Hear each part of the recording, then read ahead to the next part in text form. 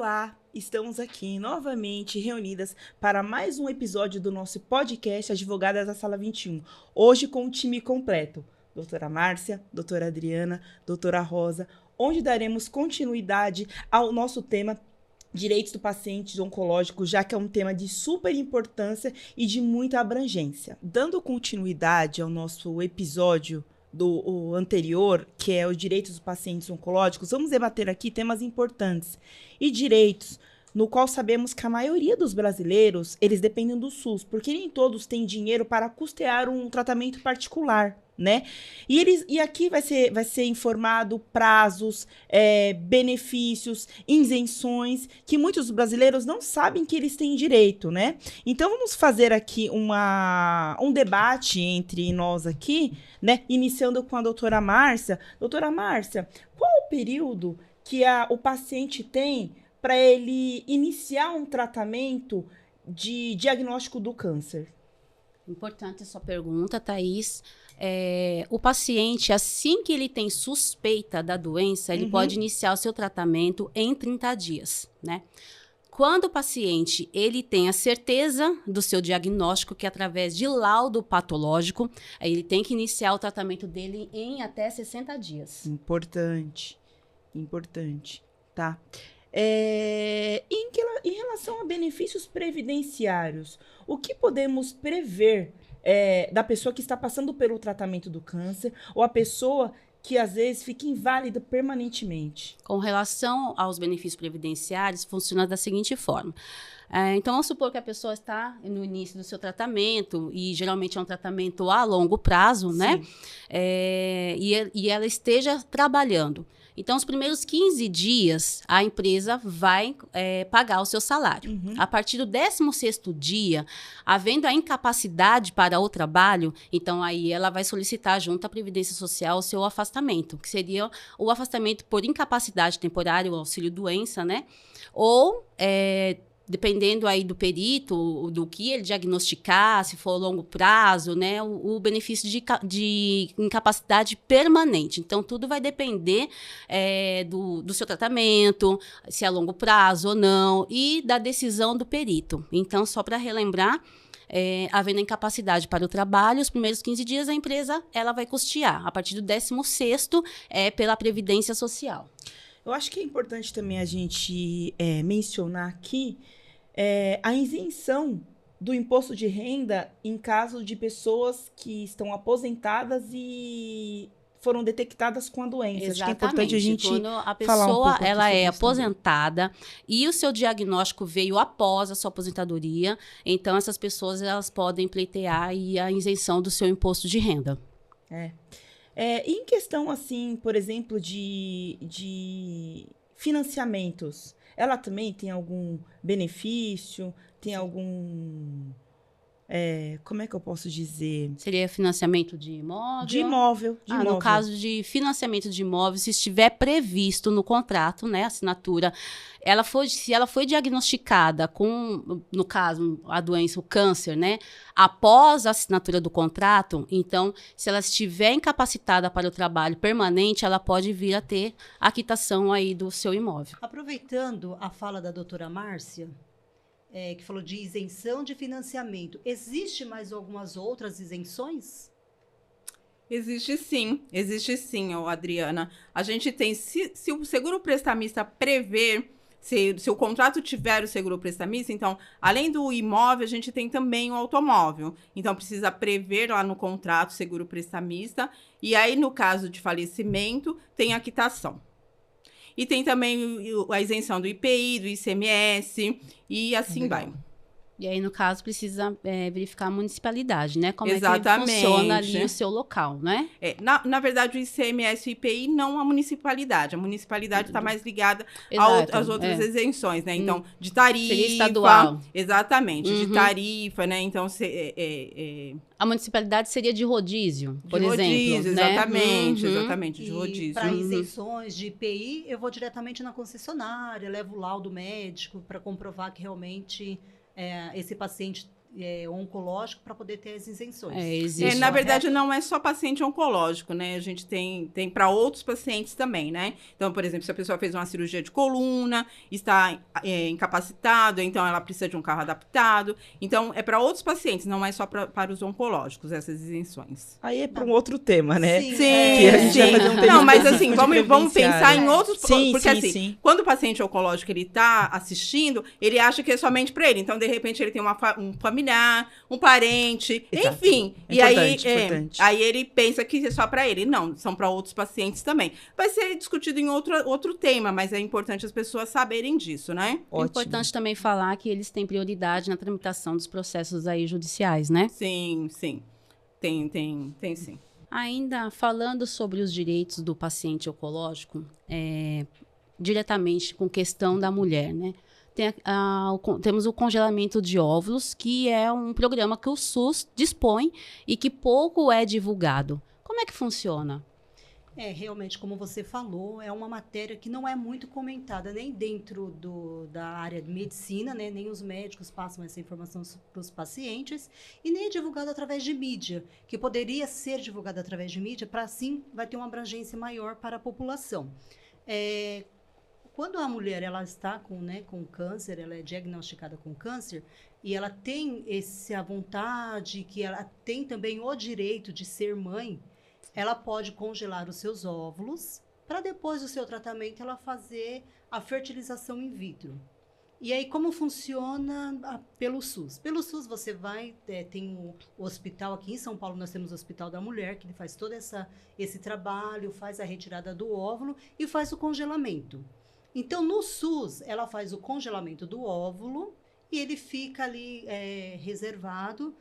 Quando ela terminar o tratamento, estiver bem, terminar toda a quimioterapia, se ela desejar ainda ser mãe, ela pode ir lá e fazer a fertilização in vitro.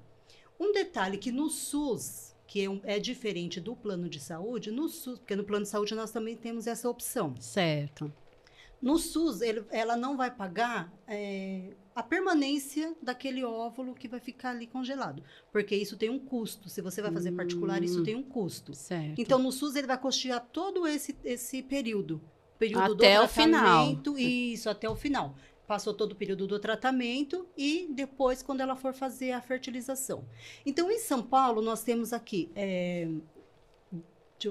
161 centros de reprodução assistida.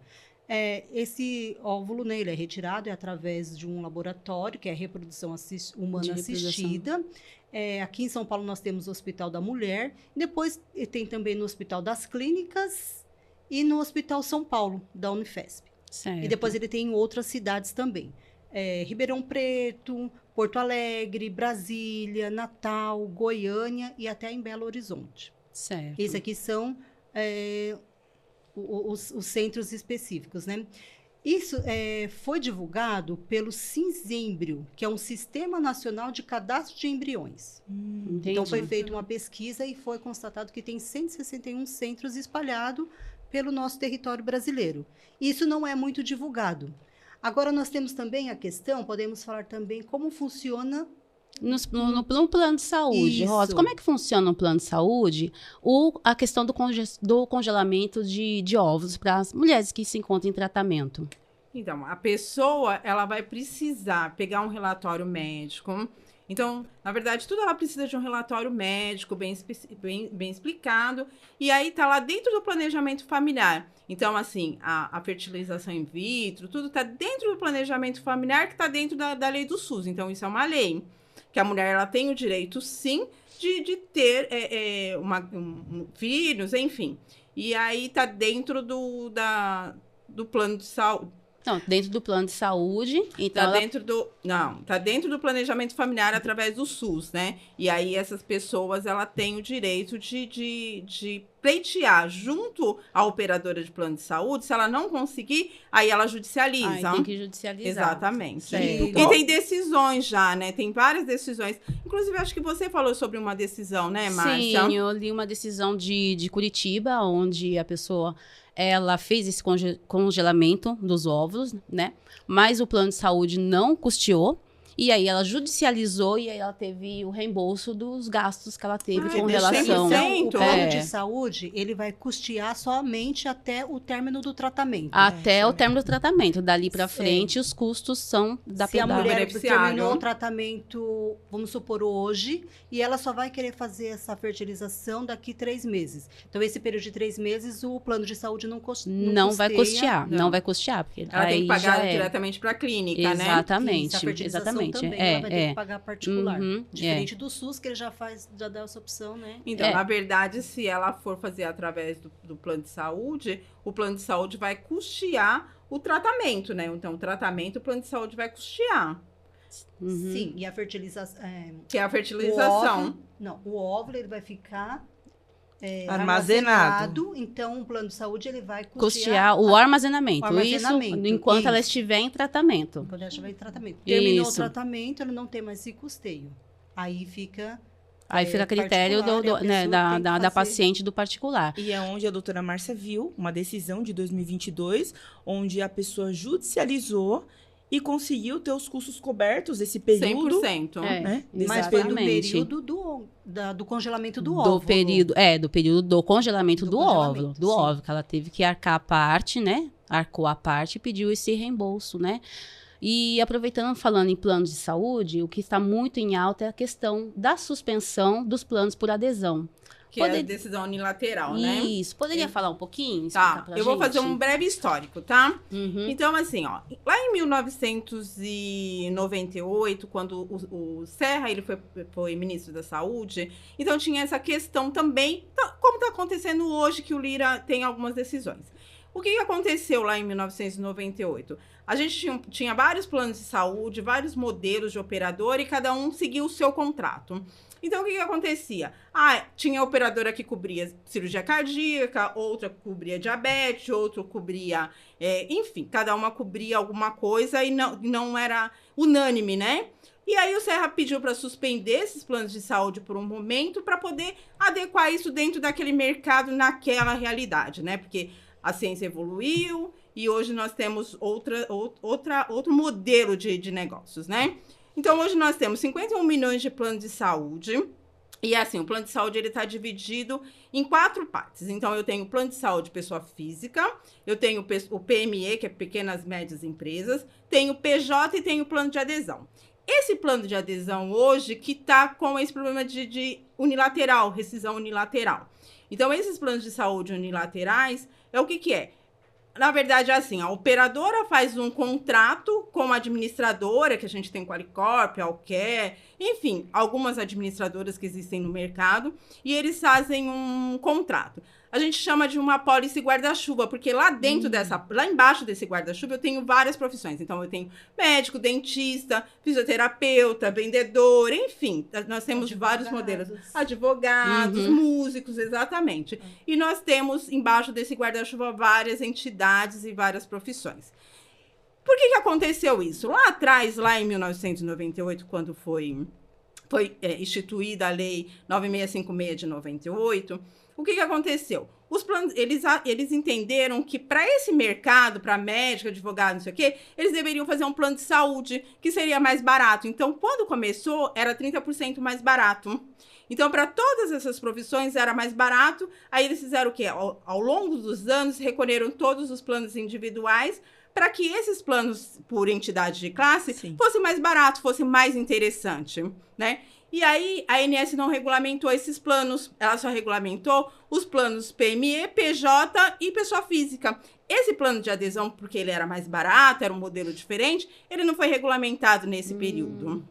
Então, nesse período, as operadoras, as administradoras fizeram o que elas quiseram, né? Então, elas tinham sinistralidade alta, porque assim, o que é o plano de adesão? O plano de adesão é o mutualismo. Como eu tenho embaixo de um guarda-chuva, é o mutualismo. Então, você temos um plano de saúde, se eu fizer uma cirurgia qualquer, que seja uma cirurgia cardíaca, bariátrica, enfim, todo mundo paga um pedacinho.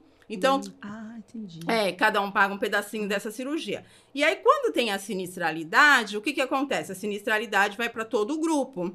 E aí, eles negociam lá com a operadora. Então, a administradora, junto com a operadora, eles negociam o percentual. Então, eu digo, eu tive 80%, por exemplo, de sinistralidade. E aí a operadora vem e diz, então eu vou reajustar 20, 22, e ela que negocia. Então, o associado final, ele não tem voz para negociar junto com a operadora. Ele só recebe o reajuste e ok. Então, o que acontece? Quando as pessoas recebem esse reajuste, que eles estão dentro do mercado, eles acabam migrando. Então, as pessoas saudáveis, eles saem dessas carteiras e vão para outras carteiras. E aí, a sinistralidade fica toda dentro da empresa, com aquele grupo. Porque, assim, eu tenho um grupo que são pessoas que são doentes e idosos. Aí, todo esse grupo, o resto do grupo que são pessoas novas, porque eu tenho 10 faixas etárias. Então, a última faixa etária é 59 anos. Então, as faixas etárias mais novas, por exemplo, as 5 mais novas, elas vão saindo, que elas são saudáveis. E ficam somente as pessoas mais de idade que ficam no plano. Não necessariamente que as pessoas mais de idade são mais doentes, mas assim, a probabilidade de uma pessoa de mais idade ter algumas outras doenças é maior. Então, eles saem do plano e fica toda a sinistralidade com o plano de saúde. Então, recentemente teve uma audiência pública, agora dia 15 desse mês, 15 de maio, teve uma audiência pública na Câmara dos Deputados, onde se discutiu exatamente sobre isso. A Unimed veio dizendo, olha, eu tenho sinistralidade, a gente está cancelando o plano de saúde, sim, unilateralmente, por conta da sinistralidade. Então, eu tenho uma sinistralidade de 80%. Então, a conta não fecha. De fato, a conta não fecha, porque a sinistralidade, de fato, é muito alta. Então, o que eles estão discutindo lá? Eles estão discutindo exatamente o modelo para tudo isso, né? Que fique bom para a operadora e fique bom para o consumidor final. E aí, eles decidiram que eles não vão cancelar nesse momento os cancelamentos que tiveram da Unimed, da Amil. Nesse momento, eles não vão cancelar até eles discutirem a mudança dessa legislação. Então, eles vão criar uma lei para esses planos de adesão, né? Entendi. Exatamente para isso, para que os consumidores finais, eles tenham mais segurança, porque hoje eles não têm segurança nenhuma. Né? Deixa eu só fazer aqui um adendo. Rosa, explica para o público, né, para o nosso público, o que é sinistralidade, porque pode ser que alguém não sabe o que é uma sinistralidade. Então, a sinistralidade, a gente tem um atuário lá. Todas as operadoras de plano de saúde têm um atuário. Então, ela chega no final. Então, assim, a sinistralidade é quanto eu paguei para a operadora e quanto eu recebi. Eu tenho que ter lucro. Quando eu não tenho lucro, na verdade, deu negativo. Então, essa é a sinistralidade. Então, o atuário, ele faz um cálculo atuário lá para dizer, olha, isso funciona para seguros, para plano de saúde. Ele faz um cálculo prevendo... custo hospitalar, todos os custos, né? Então, ele prevê todos os custos lá e precisa dar lucro. É como se é uma empresa, ele precisa dar lucro. Então, quando eu tenho um plano de saúde, por exemplo, que você me paga 100, eu estou pagando para te atender 200, então não está dando lucro. Então, essa é a sinistralidade. Então, o que eles falam é exatamente sobre isso. Se eu recebo lá, sei lá, 10 milhões do plano de saúde e eu estou pagando de todo esse custo 12 milhões, eu estou 2 milhões negativo. Então, como a gente tem 51 milhões de pessoas hoje que têm plano de saúde, eles estão, na verdade, por exemplo, a Unimed, nessa audiência pública, ela falou exatamente sobre isso. Não é só os planos de adesão para eles que estão dando lucro, prejuízo, são os planos de pequenas e médias empresas também. Porque a população que tem o plano de saúde, ela vai envelhecendo, né? E aí, as mais novas, elas migram, ou às vezes elas não têm plano de saúde, e aí essa conta não está batendo. Então, teve uma pessoa que falou lá que, na verdade, ele é o procurador, ele representou a Procuradoria-Geral da República, na verdade. E ele disse uma coisa muito assertiva, eu acho que a fala dele foi muito assertiva nesse momento. Ele disse que em outros países, quando a pessoa... eles tratam o paciente, né? Então, eles tratam o paciente. Quando a pessoa tem algum problema de saúde, eles tratam e eles não expulsam. E a gente está fazendo ao contrário, a gente expulsa. Porque, assim, eles tratam para sinistralidade, não bater na porta deles, tipo 5 milhões, 10 milhões. Então, eles tratam e não expulsam. E a gente está fazendo exatamente isso. A gente está expulsando, não estamos tratando. Isso não é só pacientes oncológicos, né? A gente tem doenças raras, a gente tem a questão das crianças com autismo, as pessoas com autismos. Então, a gente tem outras doenças também. Porque, assim, quando nasceu a lei lá em 98, na verdade, não tinha essa evolução, né? Não tinha toda essa evolução. A medicina era outra, então, assim, não tinha medicação. Hoje a gente tem medicações que custam, tipo, 7 milhões. E ele falou exatamente isso também, porque quando o governo dá uma medicação de 5 milhões, de 7 milhões, enfim... Quando o governo dá essa medicação, a pessoa judicializa pedindo através do governo, eles compram com desconto. E os planos de saúde não compram com desconto. Os planos de saúde não têm esse desconto. Então, na verdade, você está beneficiando um usuário em prol dos outros, né? E as empresas pequenininhas, elas não têm essa verba. Porque se é um cálculo atuário, eu faço um cálculo pelo meu grupo. Então, eles não têm essa reserva. Então, tudo isso está sendo discutido exatamente para equacionar isso. Então, para equacionar e as pessoas terem realmente esses direitos, porque senão as pessoas não vão ter esse direito, porque vai chegar um momento que você vai pagar o plano de saúde e a operadora, de repente, não tem nem dinheiro para te atender, porque ela utilizou os valores com um único associado. Então, na verdade, a ideia não é defender, né? Eles não querem defender o plano de saúde, eles querem defender o direito dos pacientes que paguem e terem um plano de saúde. Essa é a ideia, né? Um tratamento digno, né? Um tratamento digno, exatamente essa é a ideia. Então, Rosa, para ficar claro, então, com relação aos planos de saúde por adesão, então não vai haver, por enquanto suspensão, não. Cancelamento. Os que foram suspensos, na verdade, eles precisam ser reativados, né? Eles precisam manter o plano enquanto se discute toda essa questão, né? Como que vai ficar o reajuste, como não vai, porque a cobertura a gente já foi definida, essas coberturas lá na 9656. Só que os adesões, eles não entraram, então eles não são regidos por lei nenhuma. Então a ideia é que faça uma lei para esses produtos adesão, né? Certo. Vamos voltar novamente no tema que nós discutimos no podcast anterior. Vamos continuar falando da navegação. O que é essa navegação para os pacientes oncológicos? A navegação nada mais é que uma pessoa que vai auxiliar um paciente que foi diagnosticado com câncer.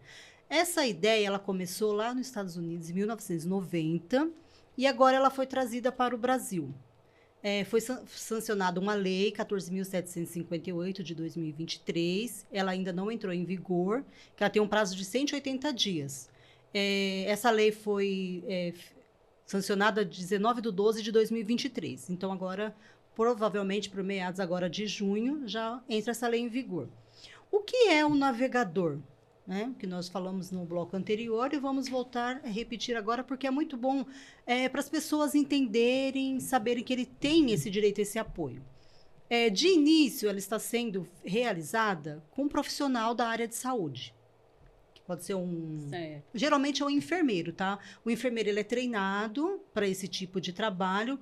Ele vai acompanhar esse paciente em todo o decorrer do tratamento. Parte administrativa, elaboração de exame, vai ficar atento ao prontuário desse paciente, para o paciente não esquecer o dia que ele precisa ir lá fazer o exame, né? Uhum.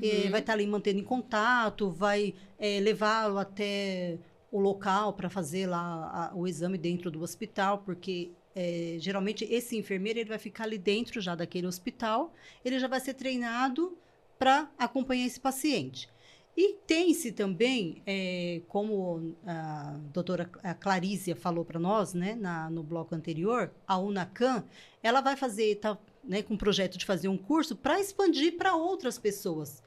Para nós também, que não somos da área da saúde. Da saúde, Então, a princípio, não seria só para o pessoal da área da saúde. Então, a princípio, está sendo. Ah. Só que estão querendo expandir para demais pessoas que têm esse desejo de auxiliar. Igual no nosso bloco anterior, a doutora Rosa, ela falou, ela já é uma auxiliadora, é uma navegadora nata, que ela já fazia isso com os clientes dela do plano de saúde, que é a outra área que a Rosa atua. Então, isso eles estão expandindo para que isso não fique ali só mesmo dentro da área de saúde, né?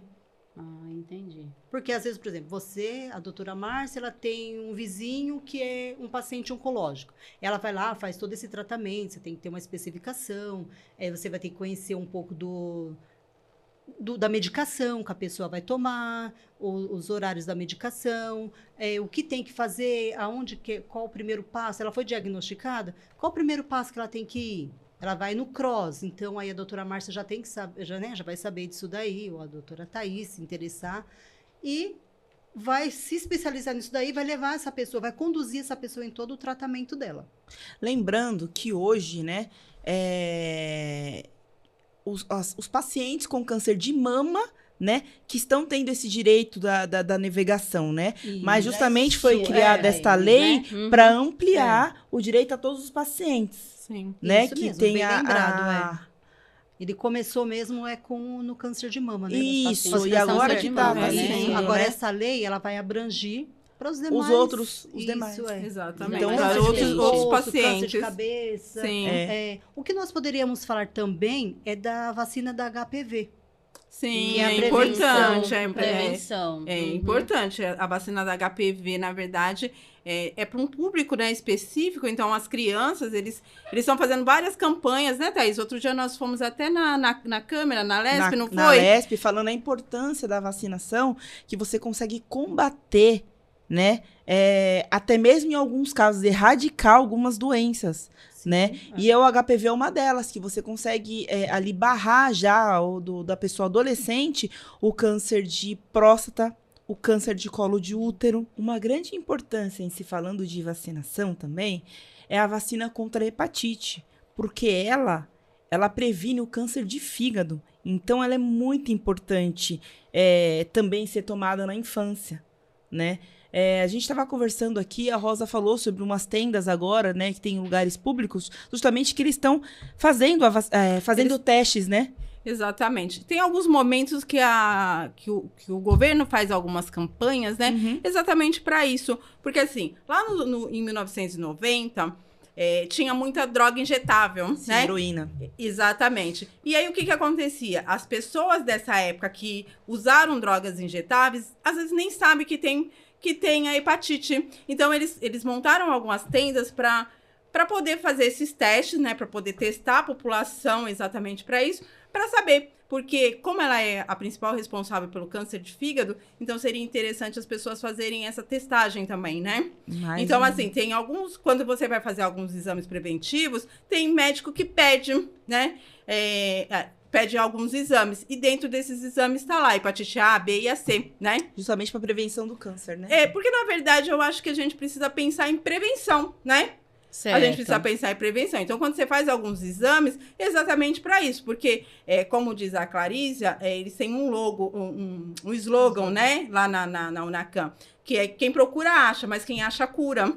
Então, muitas vezes, você consegue, sim, detectar de início alguma doença, de repente um câncer, alguma coisa, e consegue fazer todo um tratamento. Certo. Então, isso é muito importante. Então, seria ideal essas pessoas lá que viveram, né, lá em 1990, que às vezes tomaram alguma droga injetável, fazer, né, essa testagem exatamente para isso. E se aparecer alguma doença, tratar, né? Sim, a prevenção é tudo. Então, como forma de prevenção, além da campanha de vacinas, né?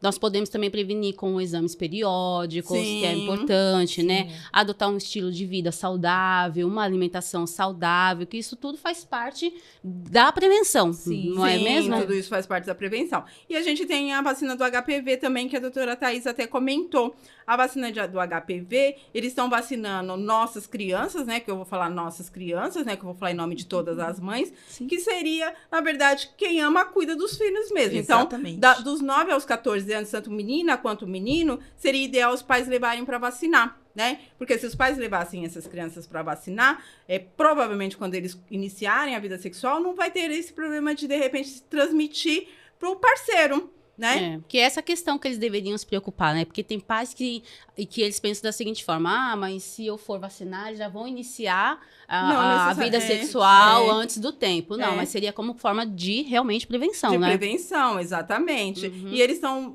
vacinando também os imunos suprimidos, né? E os idosos também, eles estão vacinando, né? Certo. Vacina é um ato de amor. Sim. Né? Um ato de cuidado e de amor. Eu tenho uma amiga que ela faz farmácia.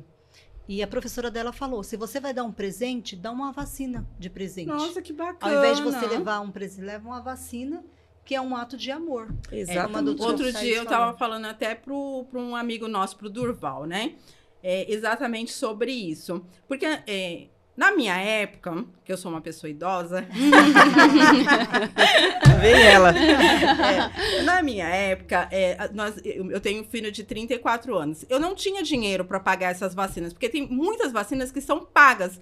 E eram caras, né? Essas vacinas eram muito caras. Hoje em dia, ela tem na rede pública, algumas vacinas até tem na rede pública. Então, quando o Matheus ele foi fazer um intercâmbio, eles pediram algumas vacinas, que na verdade eu tenho amigas que os filhos delas tomaram essa vacina. O Matheus tomou agora recentemente, quando ele foi fazer o intercâmbio. E aí, o que a Adriana falou é muito importante. Se alguém te presentear com uma vacina, você fala assim, nossa, tem vacina que custa R$600. É verdade. Tem vacina que custa R$1.000. Tem vacina que custa R$500 cada dose. Você tem que tomar 3 doses.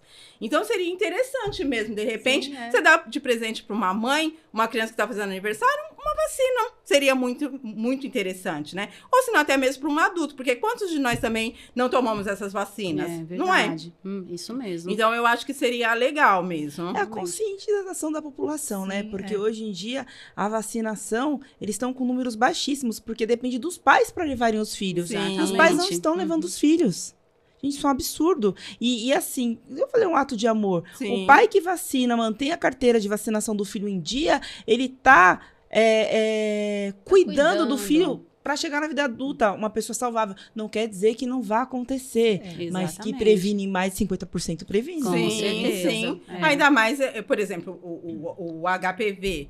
Câncer de colo de útero, né? Outros tipos de cânceres também, né? Câncer de garganta, não é? Outros tipos. Até uma pauta da Ana Maria Braga, né? Ela não teve câncer de colo de útero, sim. Né, tardio, e ela não sabia, salvo engano, sobre... Outra questão, assim, que a pediatra do Gael sempre me falou, o Gael é meu filho, um bebê.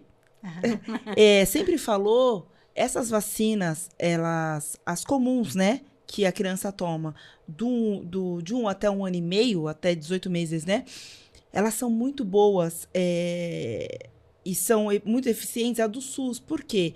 No SUS, elas têm uma rotatividade muito grande, porque às vezes as pessoas elas vão procurar aquelas vacinas específicas nas clínicas particulares, né? Aquelas vacinas que não dão no SUS, né? E aquelas que dão no SUS acabam não tendo uma rotatividade naquele laboratório, naquela clínica, e elas ficam envelhecidas. Então a mãe paga para estar dando aquela vacina, só que a vacina nem efeito mais faz. Então é muito importante a vacinação do SUS. Sim. Porque se você vai numa clínica particular, então você tem que pedir para olhar a validade. Eu lembro que quando a gente tomava a vacina da Covid, ele mostrava para você, olha, aqui tem, né, a miligrama e tem a validade. Porque tem muita gente que tem o preconceito contra o SUS, o preconceito de levar um filho num posto de saúde, entendeu? Não passa de um preconceito social. Exatamente. E é só aqui no Brasil é o que funciona, né? Nos outros países não tem SUS, né? Nos outros países não tem SUS. E aqui a gente atende no SUS todas as pessoas, independente se ela morar ou não, tiver de passagem no nosso país, ela é atendida pelo SUS. Nos outros países não, né? Ou até quem tem um convênio médico, dependendo do tratamento, o convênio não dá cobertura, o SUS garante a cobertura daquela pessoa. E tem um detalhe, Thaís, aí eu vou até fazer um adendo aí. Quando você tem plano de saúde, se você tiver uma urgência e emergência, o plano de saúde negar essa urgência, negar esse procedimento, por exemplo, você precisa fazer uma cirurgia cardíaca, o plano de saúde negar essa cirurgia e você for para o SUS operar, o plano de saúde ele tem que devolver esse valor para o SUS, porque o SUS vai cobrar. O SUS cobra todo esse procedimento, porque, na verdade, assim, você está tirando o direito de uma pessoa que não tem plano de saúde, entendeu? Não tem condições. E se você tem um plano de saúde, você precisa ser atendido lá no seu plano de saúde, né? Exatamente. Então, o que eles fazem? O ressarcimento para o SUS. Olha, eu não sabia. O ressarcimento para o SUS. Então, você tem uma conta lá de 20, 30 mil reais, o SUS tem que ressarcir lá o plano... O plano de saúde tem que ressarcir o SUS, sim. E hoje em dia, todos os nossos dados estão ligados ao CPF, né? Sim. Só fazendo um adendo, quando a doutora Rosa falou que não tem SUS fora, só no Brasil, tem. Eu vou só trazer para vocês que eu não lembro qual é o país que foi lançado o sistema SUS. Provavelmente deve ser com outro nome, mas aqui no Brasil ele foi aprimorado.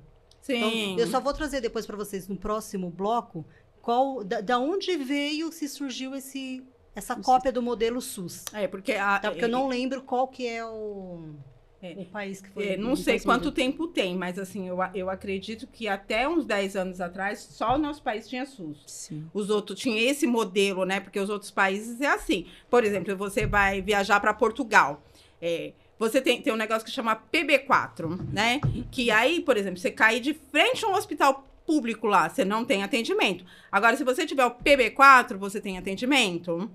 Então, quando você vai viajar, você tem que sobe lá na Secretaria da Saúde e faz o PB4 para você ter atendimento. E aí você precisa fazer um seguro viagem também quando você vai viajar. Porque se você tiver que pagar, é muito caro. Exatamente, isso que eu falo. Isso em qualquer país, né? Eu usei Portugal como referência, mas é qualquer país. Sim. Então, aqui, por exemplo, as pessoas vêm para o nosso país, eles caem na porta do hospital público, eles são atendidos, independente se ele fez... Tem plano de saúde, não tem, se ele, né, ele é atendido. Sem custo. Sem custo nenhum, sem custo nenhum. E esse PB4 seria o quê? Um plano básico? Na verdade, esse PB4 é como se fosse uma autorização para você utilizar naquele período. Você fala que você vai estar naquele período, né? E é como de viagem. E aí eles te autorizam a utilizar, se você necessitar, o sistema público deles, né? Entendi. O sistema público deles. A importância do SUS é muito... É relevante, é muito relevante. Muito relevante no sim, país, sim. e as pessoas precisam dar um pouquinho mais de valor. E o que falta para a população é informação. Sim. Né? Na verdade, Porque as pessoas falam assim, o SUS é muito ruim, né? Mas assim, a medicina vai evoluindo também, né? Então, na medida que a medicina vai evoluindo, também o SUS vai evoluindo, né? Porque isso é uma evolução histórica, né? E aí, tem muitas doenças acontecendo, né? Então, eles vão se aprimorando no decorrer dos anos também, né? Esse aprimoramento precisa até dos profissionais, né? Dos médicos. Sim. Passarem, por exemplo, a questão do congelamento de óvulos. Nem todos os profissionais sabem, né? Para poder transmitir essa informação para os seus pacientes. Ou seja, muitas mulheres que acabou passando o período de fertilidade, né? De poder ter seu filho e não sabendo essa informação e ficam sabendo agora e se sentem até frustradas, né? Por isso que eu falo que a informação ela é muito importante. Sim. É que a consulta médica também é tão rápida que às vezes não dá nem tempo do médico dialogar muito para dar muitos esclarecimentos, né? Acho que é por isso que essa informação ela não é tão divulgada no meio lá do médico-paciente. Na verdade, eu acho que algumas UBSs que têm a questão de médico da família, eu acho que isso funciona muito mais. Sim, com né? certeza. Porque aí ele vai visitar o paciente na casa dele, ele conhece todo o histórico, né? Você tem um médico que conhece todo o histórico da família, né? E aí o médico acaba tendo mais contato com o paciente e acaba falando mais sobre alguns temas, né? Então, por exemplo, algumas operadoras de plano de saúde, eles têm implantado isso. O médico da família, por exemplo, eu tenho um plano de saúde que tem um médico da família. Então, eu tenho uma médica, que ela atende eu e meus filhos. Então, assim, quando um vai lá, ela manda um oi pra mim. Sabia que tinha isso em plano. E aí, o legal é esse rastreamento. Então, por exemplo, uma pessoa tem pressão alta. Por exemplo, eu tenho pressão alta porque eu sou idosa. Já falei isso pra vocês. E aí, a médica vai rastreando pra ver se meu filho vai ter pressão alta. Olha que interessante. Né? E aí, ela começa, se ele tiver começar a ter algum sintoma, já sabe, sua mãe tem tal doença. Então, vamos ver se alguém da família tem essa herança, né? Não deixam dinheiro pra gente, mas deixam essas doenças, né? Podia deixar um dinheirinho pra gente, né? Mas ninguém deixou dinheiro pra mim, só deixou essas coisas, né? E aí é isso. Aí eu vou numa médica, que é a médica da família, então eu faço todos os exames preventivos. E aí a Fernanda, o Matheus, o Rafael, eles vão todos na mesma médica. E aí, se por um acaso tiver, então, sua mãe já teve isso, vamos rastrear para ver se algum de vocês vai ter no futuro, né? E o legal é isso, bacana é isso. E aí, as UBSs têm muito isso, né? Tem, o médico da família. O médico da família, exatamente, o mesmo modelo que os planos de saúde estão trazendo para eles, né? Então os planos estão copiando do SUS, olha aí que legal. Estão copiando do SUS, exatamente. E aí, quando você leva algum exame para o médico, o que ele olha? Se de repente precisar mandar para um especialista, ele manda. Mas isso não impede de você pegar a sua rede credenciada. Hoje nem tem mais livro, tá, gente? Eu sou da época que tinha um livrinho que você procurava lá, né? Eu também. Hoje não tem mais isso. Hoje tudo isso é online. Credenciava, você não ficava nem sabendo. Exatamente. O livro não era atualizado. Você pegava Não era o livrinho atualizado. lá e falava assim, vou ligar pro doutor fulano de É. tal. Não atende. Aí você fala, mas tá aqui no livro. O livro era de 1800 a.C., né? Exatamente. Hoje em dia é tudo atualizado online, né? Então você pega lá o seu aplicativo, que hoje é tudo aplicativo. Você, no médico e tal. E aí, isso não impede, por exemplo, de você falar assim, eu quero ir no cardiologista. Mesmo que o médico não tenha falado, você precisa ir no cardiologista, isso não impede, você pode ir no cardiologista. Eu quero ir em outro especialista, você pode. Mas o que o médico olha? Quando ele pega o resultado dos seus exames, se não tiver necessidade, ele fala, o ano que vem você retorna, né? Você não tem nenhuma doença, o ano que vem você retorna. Agora, se apontar alguma doença, ele manda diretamente para o especialista. Às vezes ele faz até um encaminhamento, você passa com um especialista tal. Isso é muito importante. Sim. Porque aí ele tem todo o seu prontuário em um único médico, né? Então, se você precisar, seu prontuário tá todo lá com um único médico, né? Agora, no final, acabamos até falando uma geral, dos pacientes em geral, né? Sim. Não só os pacientes com doenças, né? Não, os diversos pacientes tipos oncológicos, acabou tendo uma abrangência total, né? É. Coisas que, por exemplo, eu sabia do médico da família nas UBS, mas não sabia que os convênios estão implementando esse trabalho também. Isso é muito importante a título de informação. É verdade. Olha, eu estava aqui procurando. Não é denominado SUS, mas tem parecido em outros locais. Países. Canadá, Reino Unido e Austrália. A França também tem. Que bacana, não sabia disso. E se eu não me engano, eu preciso só confirmar se foi copiado primeiro, foi o Canadá, se eu não me engano. Que tem a mesma, que começou com a mesma...